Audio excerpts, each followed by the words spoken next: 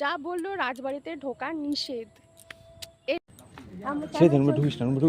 দুজনের মনে হলো যে সকাল থেকে বৃষ্টি পড়ছে, অফিস যাব না, চলো একটু লং ড্রাইভে ঘুরতে যাই।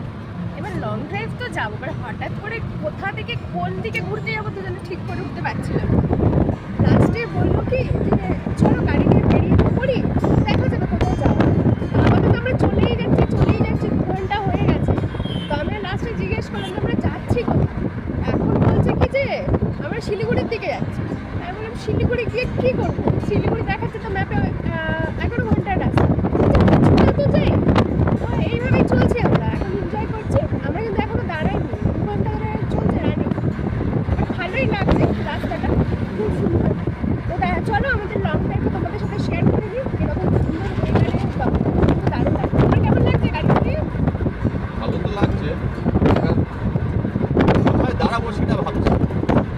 এখনো দাঁড়াইনি, এখনো প্ল্যান আছে কৃষ্ণনগরে গিয়ে ওখানে দাঁড়িয়ে খেয়ে দে, তারপরে আবার দেখি কি করা যায়, সামনে যাবো না ব্যাক করবো।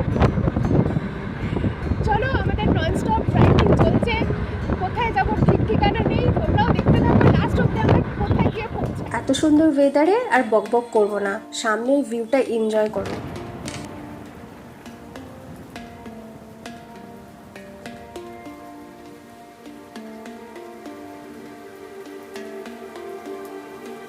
এত সুন্দর ওয়েদারে চা না হলে চলে, তাই একটু চা খেয়ে নিলাম। আবার চললাম নতুন গন্তব্যের দিকে। ভিউটা এনজয় করতে থাকো কিন্তু। আমরা প্রায় কৃষ্ণনগর চলে এসেছি, তাই ভাবলাম কৃষ্ণনগর এসেইছি যখন একটু রাজবাড়িটা ঘুরে যাই। দুঃখের বিষয় রাজবাড়ি বন্ধ। কারোর যদি কোনো ইনফরমেশন থাকে তাহলে জানিয়ে যাও। যা বললো রাজবাড়িতে ঢোকা নিষেধ। এলাম কিন্তু রাজবাড়ি ঘুরতে পারলাম না। এখানে কি আর কোনো ভালো জায়গা আছে ঘোরার? তাহলে প্লিজ একটু কমেন্ট বক্সে জানিও।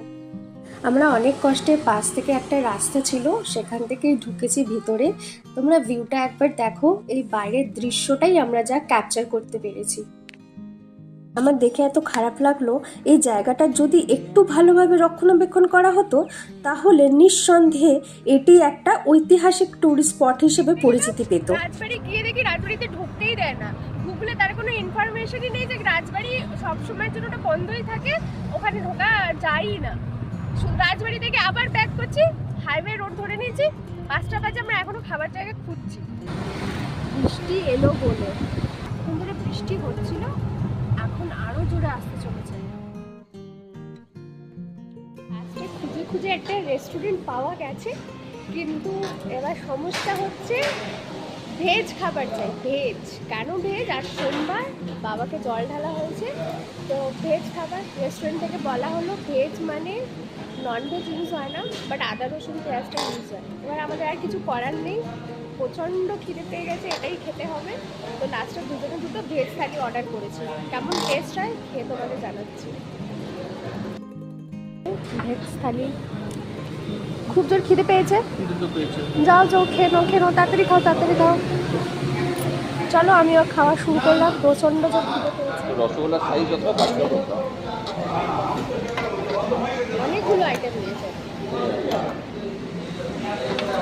আমি তো আইটেম নামিয়েই যাবো।